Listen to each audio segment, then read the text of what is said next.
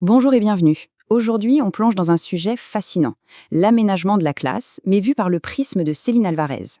L'idée de départ, elle est à la fois simple et super puissante, et si, pour vraiment transformer l'apprentissage, il fallait d'abord, avant toute chose, transformer l'espace lui-même. Allez, on commence fort, avec une question qui vient tout remettre en cause.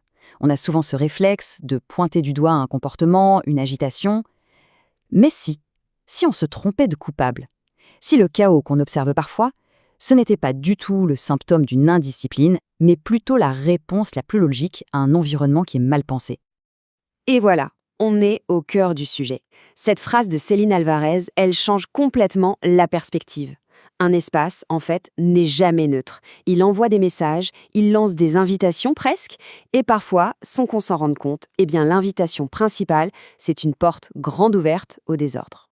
Pour bien comprendre ce concept d'invitation, Alvarez nous propose de voir certains comportements, non pas comme des bêtises, mais comme des malentendus. Des malentendus, oui, entre ce que l'adulte attend et la logique pure et dure de l'enfant face à son environnement. L'anecdote qu'elle donne est très parlante.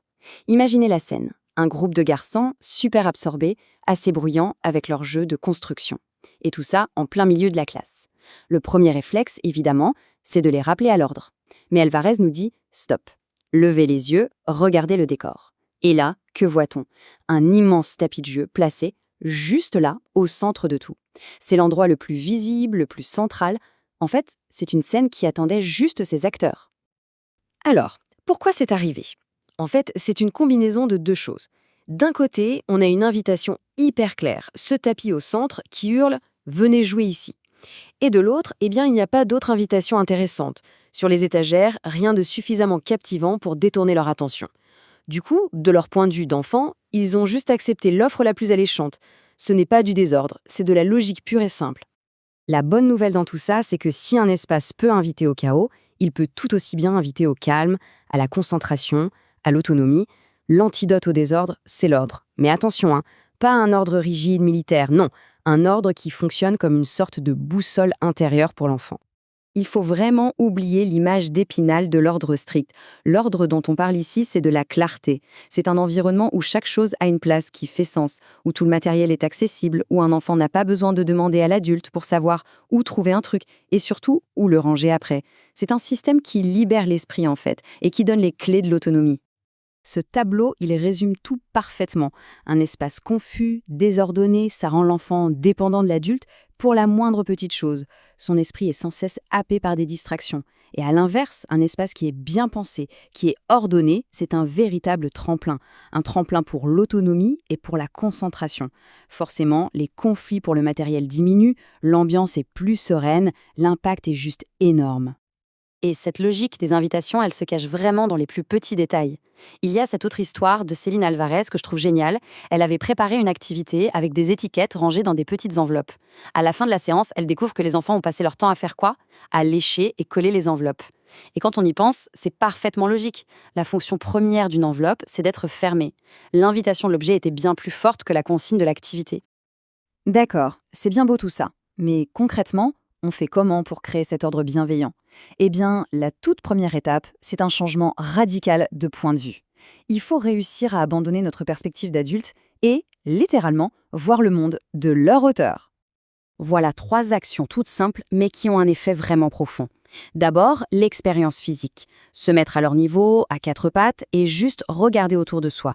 Qu'est-ce qui est visible? Qu'est-ce qui est accessible? Qu'est-ce qui est hors de portée? De là découle une conséquence logique, on abaisse les étagères pour que tout soit à portée de leurs mains. Et enfin, une suggestion forte, surtout pour commencer, les tables individuelles. Alors, l'idée des tables individuelles, ce n'est pas du tout d'isoler les enfants, c'est de les protéger, en quelque sorte. Elle crée une petite bulle qui aide l'enfant à construire ce qu'on appelle l'attention exécutive. C'est ce muscle mental, si on veut, qui permet de se concentrer sur une tâche et d'ignorer tout ce qui se passe autour. Et une fois que ce muscle est bien entraîné, alors là, les tables groupes deviennent des lieux de collaboration super riches et plus du tout des sources de dispersion. Bon, une fois qu'on a repensé la structure de l'espace, il faut s'intéresser à ce qu'on met dedans. Parce que la qualité des invitations, elle dépend aussi, et même surtout, du matériel qu'on propose. Ça, c'est une règle d'or, mais d'une simplicité déconcertante.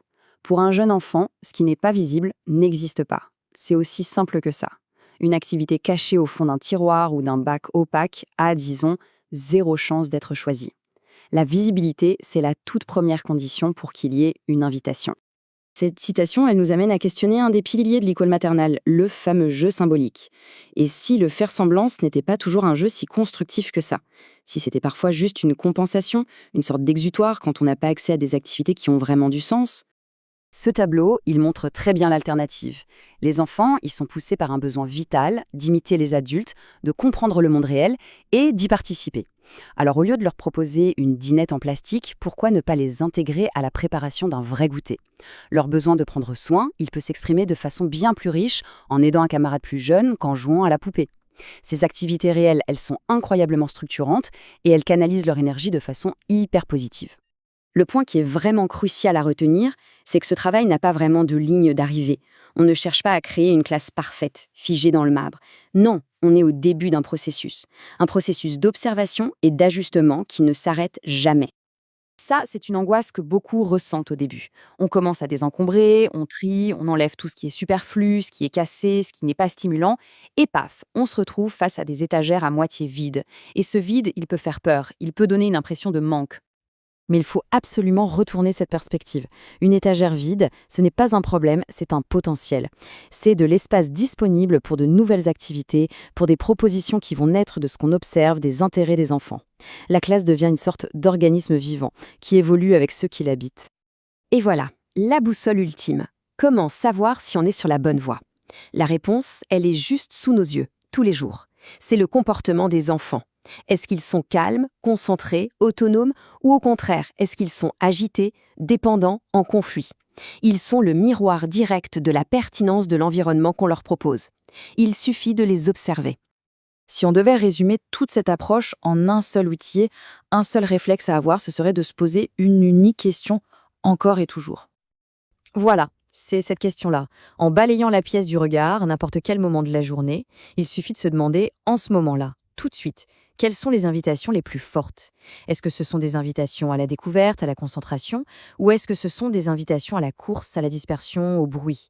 La réponse, elle flotte dans l'air, et c'est elle qui nous donne la clé pour agir.